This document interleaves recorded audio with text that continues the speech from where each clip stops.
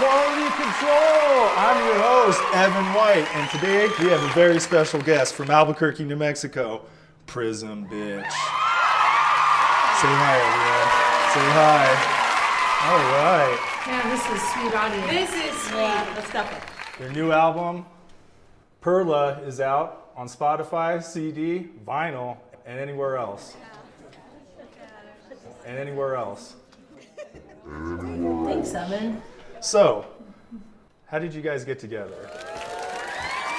I met Lauren in 2007. We were in a theater company together. And then I saw Teresa playing drums for this band, Youngsville. Was it Youngsville or Carl? I was Yeah. substitute. And I met Lila at my work, and she offered to pick me up some frozen yogurt the first time I met her. She's like, "Do you want anything?" And I was like, "Who's this nice lady?" And then I was at work. Chris was playing with his band another time, and we needed a drummer for this new project we were starting. And then we looked up, and there she was, drumming. And then I met them at the first rehearsal. They were my first friends I met in Albuquerque. And basically right after I met them, we started playing music together because they were already all playing music and theater people. So we were all just in the same environments already. It's a very wholesome meeting. It was. It was like a Very wholesome a meeting. Disney Channel. It was Disney. So how long has Prism Bitch been together? Yeah, the fall of 2015. Okay. We started jamming. Just like hanging out. Not 16? We didn't have a show till 2016. It was March of 2016 because it was Chris's birthday. And I made him a panda cake. And we had our first show at Dad's the panda house. cake. No, but the first shows we had were at the punk rock open mic at Winning. Winning. And may it rest in peace. Oh, R.I.P. Winnings. I miss Winnings. Tell everyone. Okay, so you guys are known for a very energetic stage performance. What do you want to bring across in your music, or what do you guys try to bring across in your music? Oh, empowerment. A freedom to express yourself however you want to Cool. without giving a hoot. Because A hoot and a holler? Yeah, because you know what? It's not so fun to be cool sometimes. We really like to build a place that people can feel comfortable and have fun and enjoy themselves with us because music is vulnerable. So it's kind of a place where you can be vulnerable with other people and bring people in that way. It's Very nice. cool. Yeah. Very cool. That was it. And the only thing I would add is friendship. Friendship. Like, we're friends. These guys are my best friends. And so when we play a show, we try to make sure we make new friends along the way. I would add fun. We try to have fun so we can let the audience know to have fun. Let loose, because we're letting loose.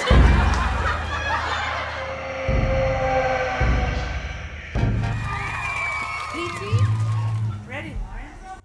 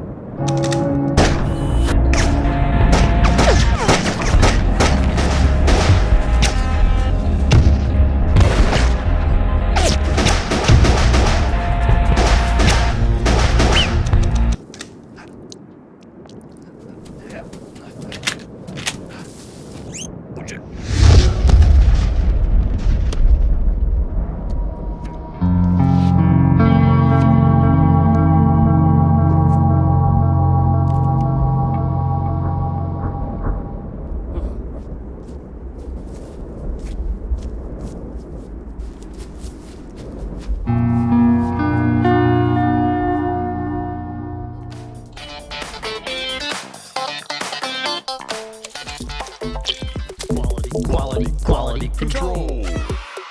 So what's next for you guys? Do you got another tour coming up? This is our last show. Ever. Teresa. Oh man, what a bomb drop. Never see us You again. heard it here, folks. We are working through videos for a batch of songs that we have recorded, and then we have a tour starting in November to end the year for about 3 weeks on the West Coast. Cool. Is there anybody you'd like to give a shout out to? Our moms. Our moms. Martha, dads. my mom, Martha. Hi, Mom. Hope you're winning at the casino. My mom and dad might be walking into this building any minute, but them. Shout out to Catherine Delaney. Thanks for having me, taking care of me all these years.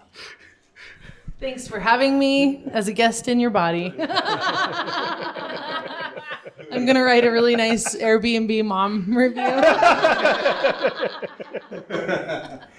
Airbnb womb. It was very clean. You were very responsive. Well, it was a pleasure having you guys with us, and thank you very much for your time. And thanks KBAC for having your mural behind us. Radio Free Santa Fe. Goodbye. Goodbye. You guys want to help me fold up these chairs?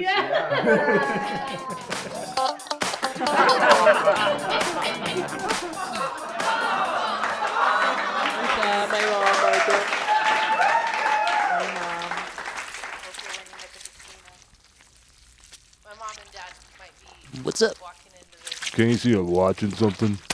but What are you doing? Hey, what do you think you're doing? Just Instagram. Just a show coming out called Quality Control. Look up, put your phone away, because that's what's on the TV. Oh, really? Well, I was unaware. thanks for having me as a guest in your body. I'm gonna like this. Me too. Thank you for joining us for another segment of Quality Control. Today, our guest is the legendary Lane Luper, camera extraordinaire, cinematographer, and assistant cameraman. Legendary. Yeah, That's big. yeah, that is big. Thanks. Thanks, pal. For the viewers, can you explain what a camera assistant does? Hello, viewers. So the camera department is comprised of cinematographer, the camera operators, and the camera assistants. Our job is to assist the cinematographer and the operators in the execution of their shots. You know, it's broken down in the first assistant cameraman, whose job is to keep the shots in focus, as well as maintain the cameras, make sure that they work. And there's a second assistant cameraman who has what some would say the most stereotypical job in Hollywood, which is to hit the slate and keep track of the takes. And then you got the loader, who's the real backbone of the department. They're the ones who keep and manage the footage. That's kind of the breakdown of the department. There's some other spots here and there. You have DITs and utilities, but you know that's the core fundamentals of it all. Right on. So before we go any further, I'm sure you know Blankenship was supposed to interview you, but you know he's lactose intolerant. Things are coming out of all holes. It's kind of disgusting. So Really, can I cuss in this? Mm-hmm. That's really disgusting, John. I hope you're bathed. You poor man. Showers. Love you, John. So Lane, I know you're a great cinematographer. I know your work. It's really good. Is there any projects that you would like to talk about and elaborate on? I have a couple projects that are kind of near and dear to my heart. One of them, interestingly enough, was just a simple lens test that turned into a bit of a bigger project called Dear Judith, written and directed by an upcoming star director, Michael Salazar. It's a coming-of-age period piece about two women in the 70s who have come out to each other, but have not come out to their partners. And it's kind of about this love lost when one of them decides to stay with their, straight partner while the other one, kind of moves on with their life. And it was a really great project.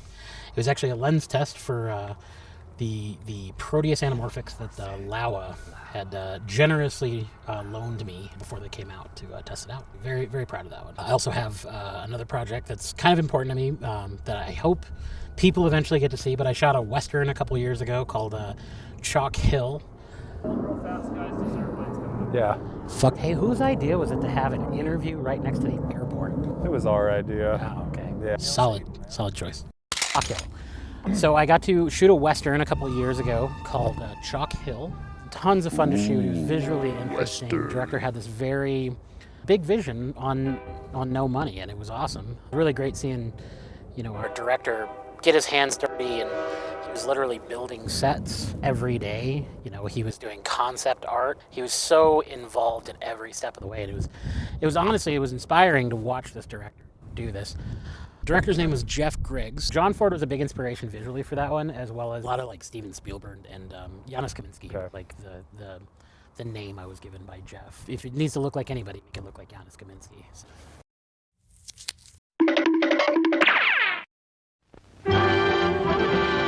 It's intermission. Rise and stretch time. Time to refresh yourself and visit our snack bar.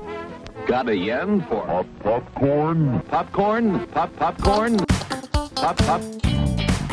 Pop, pop. Pop, pop. Pop, pop.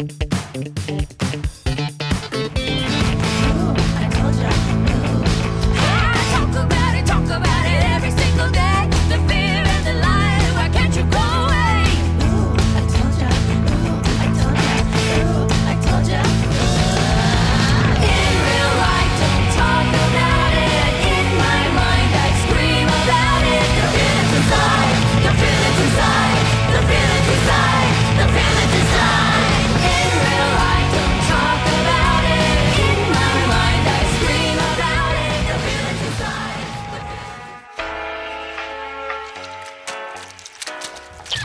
So one thing I wanted to ask you, I know you were the lighting designer on Prison Bitch's music video, Fear. Yeah.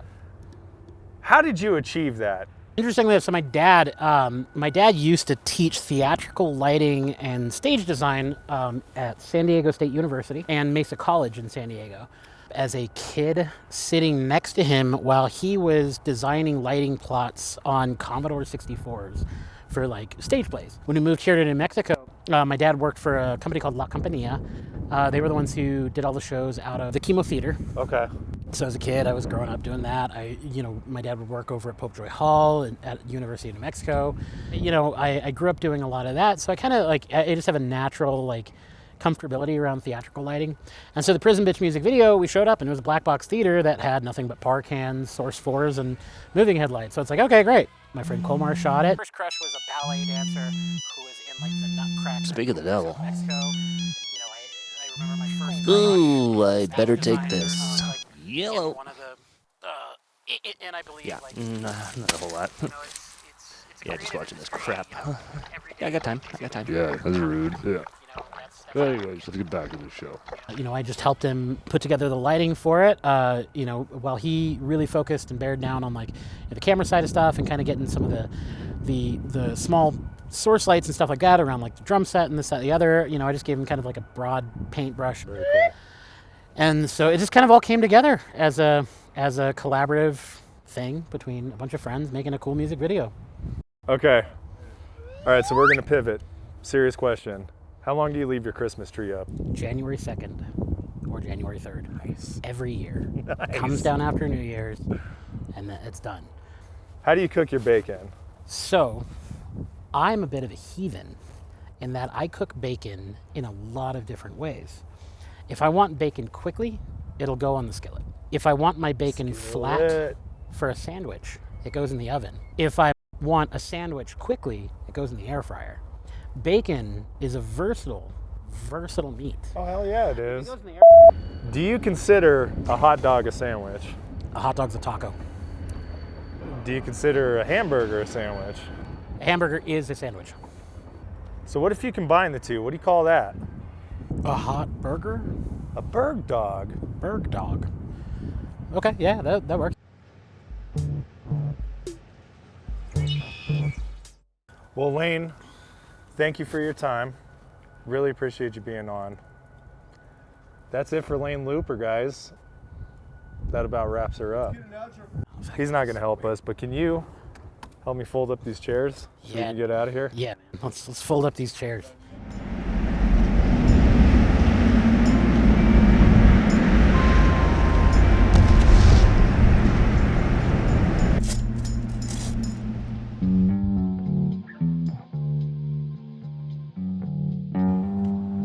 Oh, hi. Hi, my name is Evan White. And I'm John Blankenship, and this is Quality Control. We're here at the Historical Guild Cinema, and we're going to be interviewing the proprietor, Keif Henley. Cool. Walk into traffic.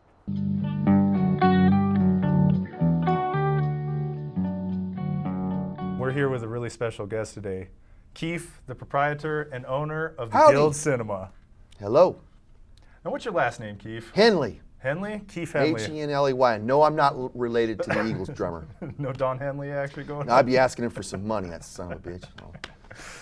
All right, Keif, so when was the Guild established? About 10 minutes ago.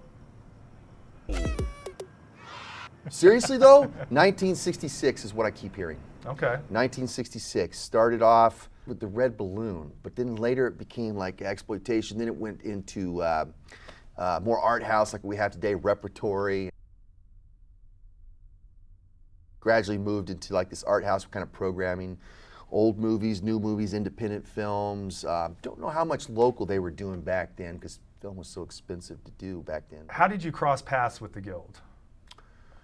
In high school, bored suburbanite kid, anywhere USA, curious about things that were different, unusual, and what was not being spoon-fed to me. So we'd borrow mom's car, whatever, we'd come down, and actually it was the Southwest Film Center on UNM campus that had a huge influence on me because there were free screenings, and we'd go see things like Touch of Evil by Orson Welles, and all we knew was he was this heavy dude that sold wine. Ah, the French. We didn't even really understand he made Citizen Kane, and we watched Touch of Evil, and we were just blown away. Saw Cassavetes films, Luis Buñuel films, and that got me interested. And then, of course, the Guild Cinema, Don Poncho's. So I just gravitated towards this. Thank You Night Flight, the variety show on cable TV, opened my eyes to all kinds of things. That and basement films, two big things that made me what I am today. When did you come into possession of the Guild Cinema? 2004. Okay. I worked here since '97. 2004, the previous owners, it just became a bit of a financial albatross around their neck. And so they wanted me to buy it. I didn't have enough money to make even payments on a good used car, and I was coming from no money, but distant relative, things kind of worked out. It's the first time in my life I was gifted just a little bit of money, not a ton, but it was enough for me to present with this other guy that I met at a film festival. And I knew he wanted to program movies for an art house, pick movies, show movies, and so I got with him. We cobbled up a little bit of money, and the previous owners, I guess the story is they had to get a little bit tipsy on wine to take the offer because it wasn't a whole lot, so. Ah, the French. They were on the guest list forever because they took our offer. Man, it just dropped from the sky, so I had to, like David Lee Roth says, I had to hit the ground running, man. We took over this place, two artist, bohemian, low rent types, you know, and very little business sense, almost none. Basically, I was not exactly qualified in the traditional sense, so. So you learned as you went? Yes, learned as I went, yes, that's absolutely. All you really can do. So lucky because I picked up something like this and had to do this rather than pick it up off the ground. I really feel for people that are starting a small business from, you know, from the ground up. I don't know what that's like, so yeah, so I feel real lucky, and I try to use my good luck to advantage. So what inspires you to actually run this cinema? Is it the patrons, or is it your love for film? Combination The drugs, of both? man. The drugs just come in boldly. No, of course I love movies, and I love the jolt that it gave me. You know, I saw Un Chien Andalou as a little kid, and I saw it on Night Flight, and it just jolted me. That and Tin Drum, it just sent me somewhere, and that's where I got this idea that art, or whatever you want to call it, can be transformative. It can take you places. I jam on movies, you know, and I like it, and I like the community. I like sharing. You know how it is when younger you days. Show a friend a film. Yeah, it's just like, you know, back in the '80s when you heard some punk rock tune, you're like, get over here now, man. You got to listen to 7-inch. I mean, it's that whole sharing of like, this is gonna kick your ass, dude. You know, you got to see this. So there's a little bit of that going on, but there are also, you know, there are social, political, aesthetic challenges that I feel like are good to have in our society. You know, again, taking you outside of your comfort zone, maybe giving you something that's not spoon-fed to you. You know, the value of a diverse, you know, truly diverse voices, you know. This is an interesting time. We're getting more of this sense of like, no, go watch this in the movie theater rather than your phone or streaming it, you know, whatever. Yeah. So we're trying to hit that great time for repertory because we really like repertory. We've liked it forever, but now there's a hot spot for young people where it's, yeah, it's like, nah, go see it at a movie, dude. Come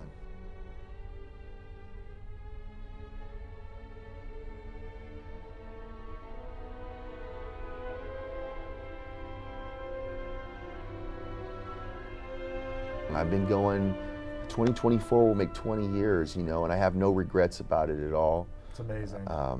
Yeah, so we get some love from the community. I hope it's, you know, it's mutual. I hope it's more than just a monetary exchange, that people get something out of it that can put a pep in their step.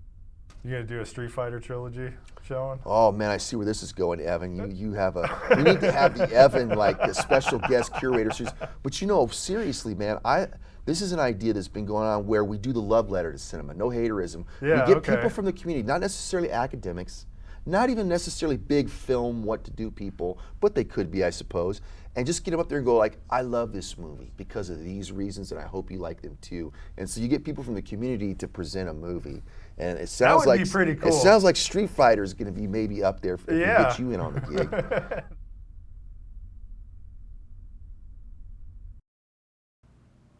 Well, Keif, Hey, thank you so much for your time. Evan! E to the L, right? E to the L. All right.